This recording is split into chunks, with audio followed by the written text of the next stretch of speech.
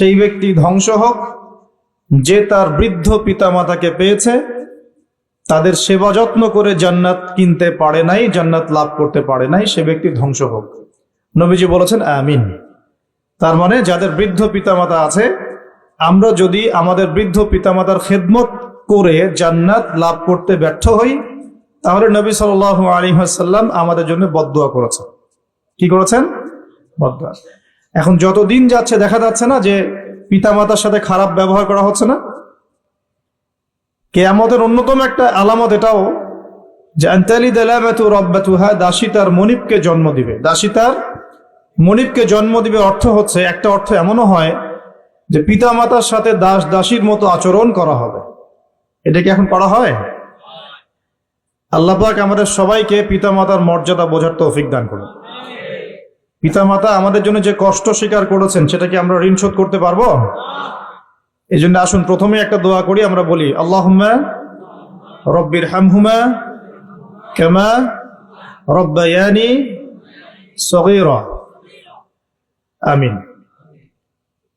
দ্বিতীয় সিঁড়িতে নবী সাল্লাল্লাহু আলাইহি ওয়াসাল্লাম তখন বললেন আমিন।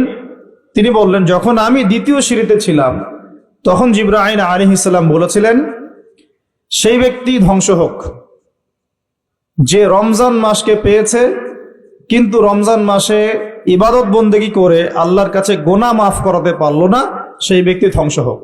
নবীজি বলেছেন আমিন। তার মানে আমরা যারা রমজান মাস পেয়েছি বা পাবো, রমজান মাসে যদি আমরা ইবাদত বন্দেগীর মধ্য দিয়ে আল্লাহর সন্তুষ্টি অর্জন করতে না পারি, তাহলে আমাদের জন্য নবীর বদদুয়া আছে। কি আছে?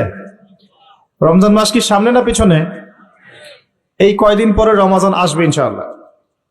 তো রমজান মাসে আমরা কোরআনটা তেলাওয়াত করতে পারবো তো ইনশাআল্লাহ ভাই?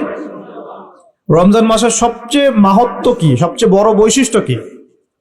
শাহরু রমাদানাল্লাযী উনজিলা ফীহিল কোরআন। রমজান সেই মাস যেই মাসে আল্লাহ পাক কি নাজিল করেছেন, আর যেই কোরআন দিয়ে নবী সাল্লাল্লাহু আলাইহি ওয়াসাল্লাম মাত্র 23 বছরে আইয়ামে জাহেলিয়াতের জাহেলি সমাজ ব্যবস্থাটাকে ইসলামী সমাজ ব্যবস্থায় পরিবর্তন করেছেন। এর নাম হলো কোরআন। সমাজ পরিবর্তন করতে হলে কি আমাদের বুদ্ধি, দর্শন, যুক্তি যথেষ্ট, না আল্লাহর ওহীর দরকার আছে? দরকার নাই। সমাজ পরিবর্তন করতে হলে আল্লাহ পাকের ওহী লাগবেই। ওহী বাদ দিয়ে সমাজ পরিবর্তন করা কখনোই সম্ভব না। সম্ভব? আচ্ছা, আর আল্লাহ পাকের সর্বশেষ ওহী কোনটা? আল কোরআন নয় কি? কোরআনের ব্যাখ্যায় আছে নবীর হাদিস। কোরআন এবং হাদিস দিয়ে নবী সাল্লাল্লাহু আলাইহি ওয়াসাল্লাম 23 বছরের মধ্যে আইয়ামে জাহেলিয়াতের সমস্ত জাহেলিয়াতকে দূর করেছিলেন কি করেন নাই? করেছিলেন। তাহলে সেই কোরআন কি এখন আমাদের হাতে নাই? সেই নবীর সুন্নত নাই? সেই আল্লাহ পাক কি জীবিত নাই?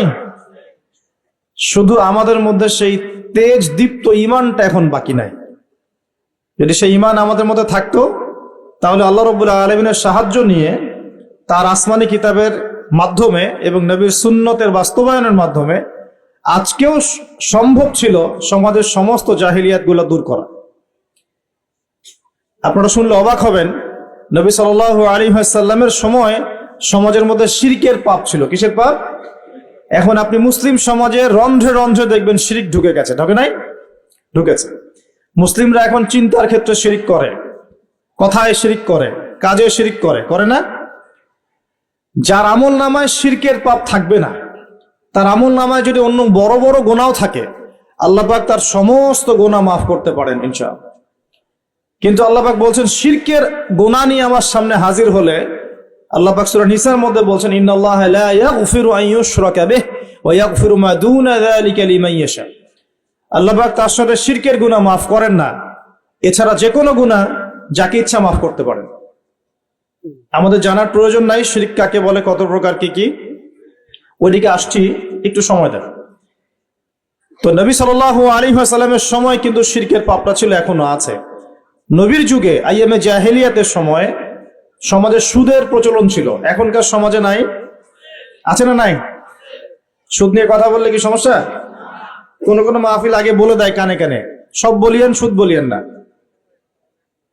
বিভিন্ন জায়গায় বিভিন্ন অভিজ্ঞতা হচ্ছে আর কি। কোন কোন জায়গায় গেলে বলে দেয় যে সব বলিয়েন, সুদ নিয়ে কথা বললেন না।